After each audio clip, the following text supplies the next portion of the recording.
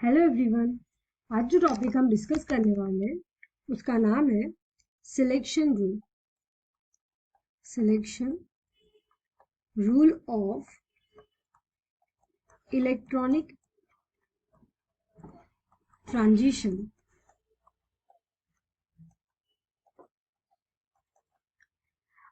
The absorption of light radiation by complex follows certain rule which is known as the selection rule. So जो भी हम complex लेंगे, ये complex पे हम एक रेडिएशन डालेंगे और वो रेडिएशन जो है वो कॉम्प्लेक्स कैसे एब्जॉर्ब करता है उसके लिए जो रूल्स होते हैं उसको हम बोलते हैं selection rules of electronic transitions. Okay, now in order to observe the visible और UV spectra in the complex, हम क्या देखते हैं, there is a d electronic transition. हम क्या देखते हैं, वो कॉम्प्लेक्स में क्या होता है, डी ट्रांजिशन होता है। और ये ट्रांजिशन क्यों होता है, due to absorption of light radiation. ये जो लाइट है ये एब्जॉर्ब करता है कॉम्प्लेक्स, जिसकी वजह से हम ऑब्जर्व करते हैं उस कॉम्प्लेक्स में डी ट्रांजिशन। अब ये डी ट्रांजिशन ये होगा कि नहीं, ये डिसाइड कौन करता है, तो ये डिसाइड करते हैं सिलेक्शन रूल। ये डिसाइड होता है सिलेक्शन रूल पे। तो दो टाइप के रूल्स होते हैं या दो रूल्स होते हैं। पहला रूल है spin selection rule,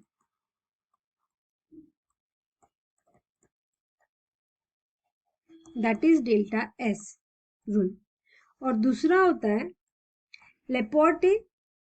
लेपोर्टी selection rule, that is delta L rule.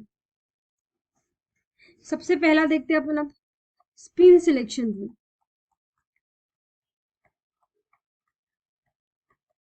Selection rule that is delta S वाला रूल। अब ये रूल क्या बोलता है, according to the spin selection rule, electronic transition which take place between the two energy level having the same value of spin multiplicity. Okay, तो दो electronic transition जिनमें होंगे, दो एनर्जी लेवल में जब इलेक्ट्रॉनिक ट्रांजिशन होंगे उनमें स्पिन मल्टीप्लिसिटी की वैल्यू कैसी होनी चाहिए, spin multiplicity value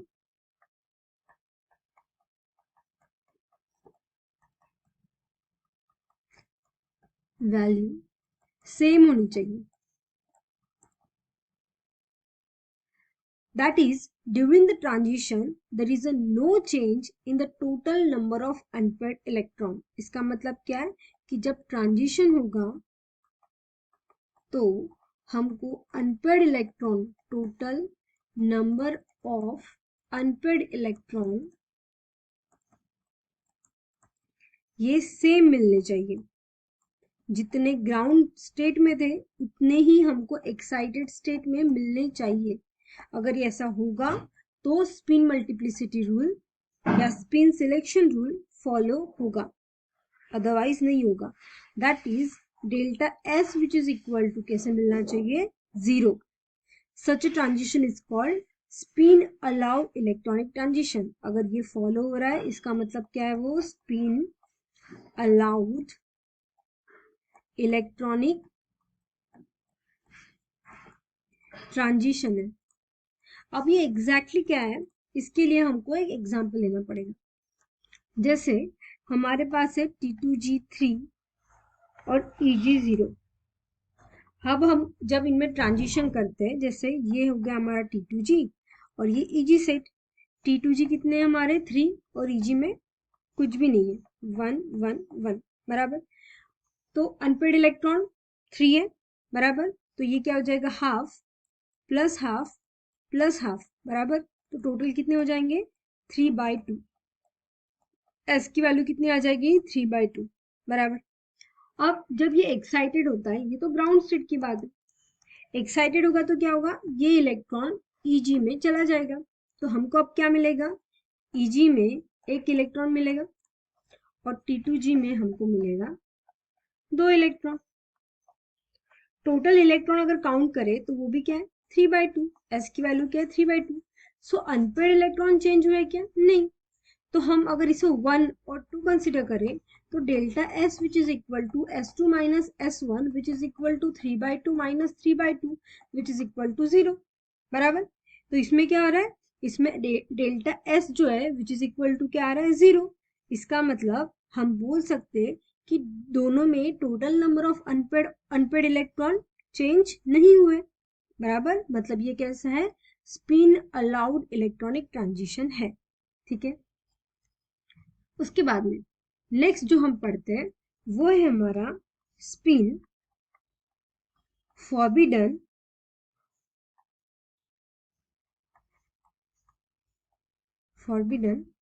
electronic transition.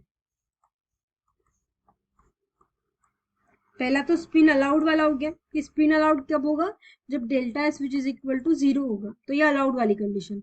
अब नॉट अलाउड वाली कंडीशन, फॉरबिडन मतलब नॉट अलाउड वाली हमको कंडीशन देखनी है, ठीक है। तो ये ए था और ये बी है। अब कब नॉट अलाउड होता है वो देखते हैं।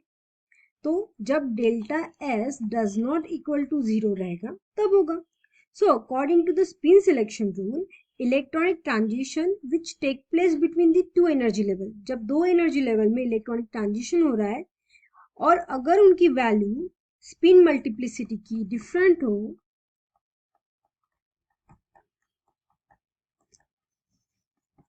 वैल्यू अगर डिफरेंट हो तो वो कैसे होगा, स्पिन फॉरबिडन होगा। That is during the transition if there is a change in total number of unpaired of electron, okay। unpaired electron same रहेंगे क्या दोनों एनर्जी लेवल में, नहीं, not same unpaired electron। तो इसका मतलब delta S does not equal to 0, then such a transition is spin forbidden, that is not allowed transition। Example से समझते, जैसे हमारे पास T2G3 और Eg2 है, ये ग्राउंड स्टेट में एक्साइटेड स्टेट में जाने के बाद T2G2 और Eg3 रह गए। अब हम देखते हैं कि ये स्पिन फॉरबिडन है या स्पिन अलाउड है। जैसे हमने लिया T2G और ये Eg, T2G कितने थे, T2G थे 3, 1 2 और 3, और Eg कितने थे, तो Eg थे 2 1 2। टोटल कितने हैं अनपेड इलेक्ट्रॉन 5, मतलब S इज इक्वल टू 5/2। और हियर ये तो ग्राउंड स्टेट की बात हो गई। अब एक्साइटेड स्टेट में जब ये जाएगा तो कंसिडर करते कि यहाँ एक्साइटेड स्टेट में चला गया वो, तो Eg स्टेट में क्या हो जाएगी, अनपेड इलेक्ट्रॉन एक रहेगा और ये हो जाएगा पेयर्ड। और T2G में क्या हो जाएगा, T2G में 2 अनपेड इलेक्ट्रॉन रहेंगे। तो टोटल कितने अनपेड इलेक्ट्रॉन है, 3, मतलब S इज इक्वल टू 3, 2/3। तो यहाँ हमको सपोज ये 1 है और ये 2 है, तो delta S which is equal to S2 minus S1 which is equal to 3/2 minus 5/2। तो हमको यहाँ 0 वैल्यू मिलेगी क्या, नहीं, 0 वैल्यू हमको नहीं मिलेगी, 1 वैल्यू -1 या 1 मिलेगी, बराबर। तो ये कैसे हो जाएगा, स्पिन फॉरबिडन ट्रांजिशन हो जाएगा।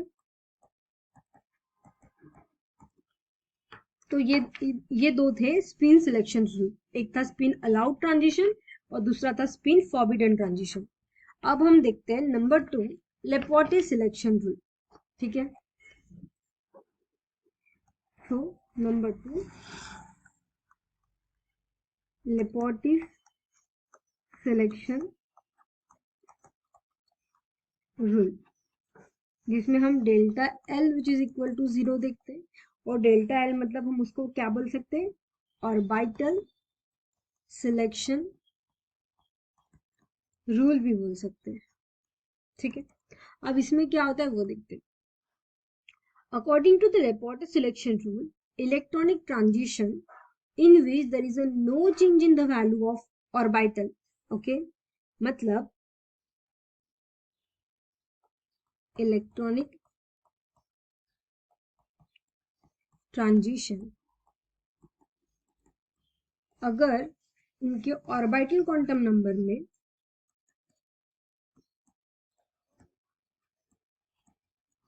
नंबर में कोई चेंज नहीं आ रहा, that is delta L which is equal to 0, मतलब ये क्या होगा, Laporte selection rule not allowed.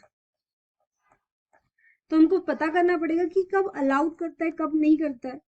तो सिंपली अगर हमारा ट्रांजिशन जैसे डी से पी हो रहा है या पी से डी ऑर्बिटल में हो रहा है, एस टू पी हो रहा है, पी से एस में इलेक्ट्रॉन जा रहे हैं, मतलब हम बोल सकते हैं कि जीरेट टू अनजीरेट या अनजीरेट टू जीरेट जा रहा है, तो ये क्या करेंगे, ये सारे लेपोर्टे सिलेक्शन रूल को अलाउड करेंगे।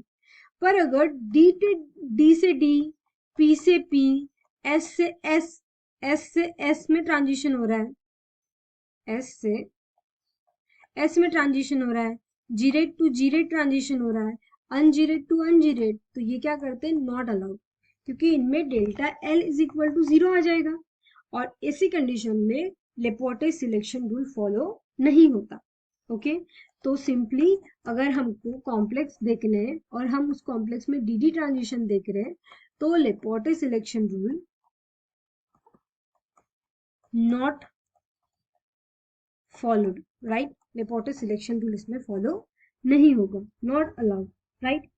सो हम बोल सकते हैं कि ये रूल सजेस्ट करता है कि electronic transition from one D level to another D level, that is D D transition, are not allowed since the value of L remains same or delta L is equal to 0.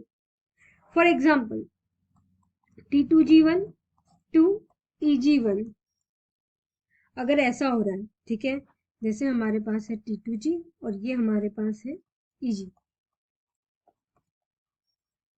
यहाँ 1 था, अब excited होने के बाद EG1 हो गया और ये T2G है, तो दोनों भी पार्ट तो d ऑर्बिटल के ही है, इसलिए d ऑर्बिटल से ही इलेक्ट्रॉन d ऑर्बिटल में गया, तो इस टाइप का ट्रांजिशन जो होता है वो लेपोर्टे अलाउड नहीं करता, ठीक है। Thus, in case of the coordination complex of transition metal which have center of symmetry complex should not be colored complex due to dd transition are Leporte forbidden.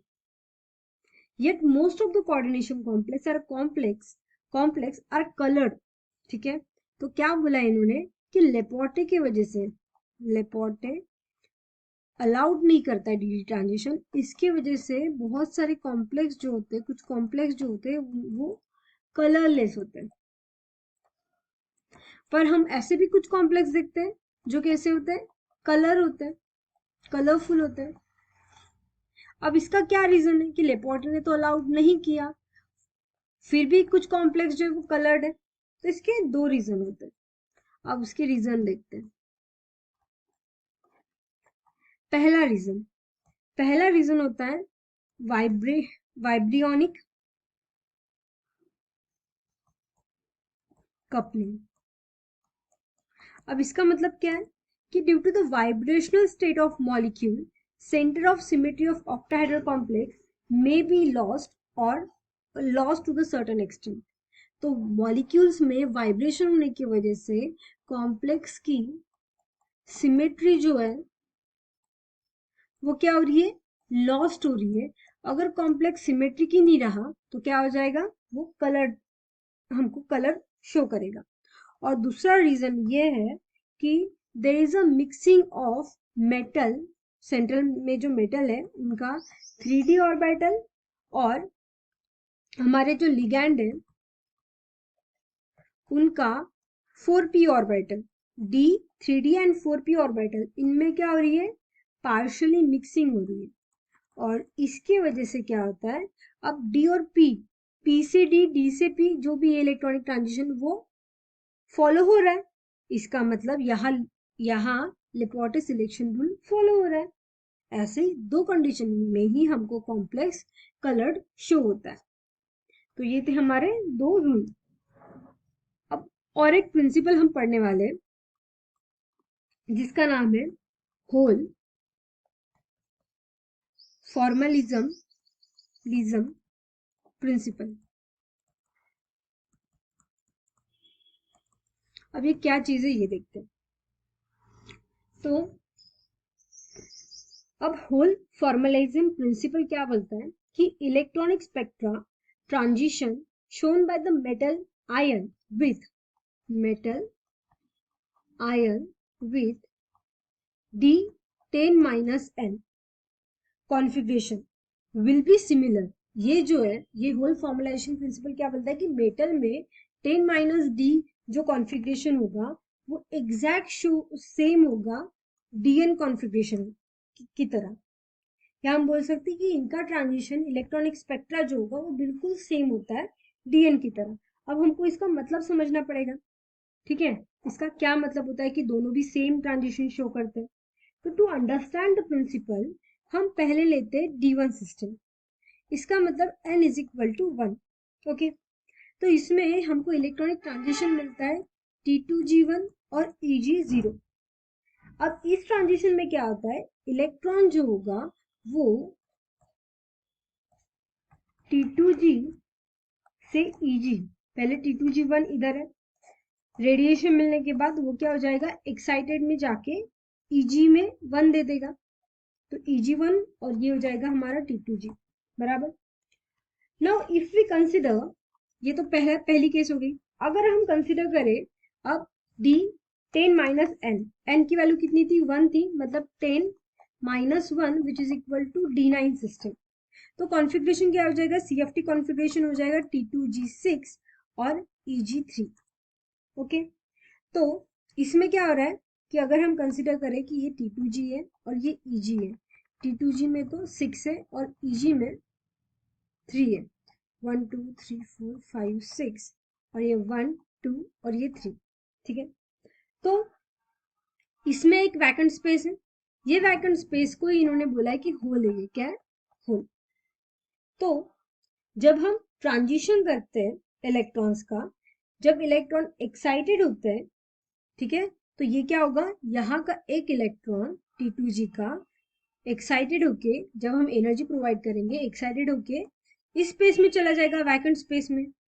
तो जब ये होगा तब सेम कंडीशन में क्या होता है, ये जो होल हमको दिख रहा है, ठीक है, ये जो होल हमको दिख रहा है ये भी अपनी पोजीशन क्या करता है, चेंज करता है। ये भी क्या होता है, ट्रांसफर होता है फ्रॉम Eg टू T2G, ठीक है। तो हमको क्या मिलेगा, हमको मिलेगा यहाँ तो 2 इलेक्ट्रॉन चले गए Eg में और हमको T2G में यहाँ एक मिल रहा है होल, ठीक है। सो हमको इस टाइप का होल जनरेशन मिल रहा है, that is a proton is excited.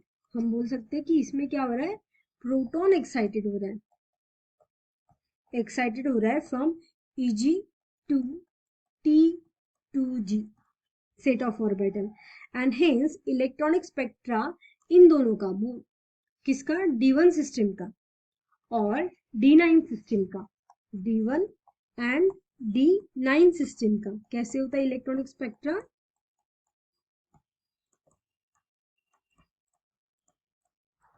Same होता है। Only the energy consideration of D1 D9 is reverse of D1 case. So ये था whole formalizing principle.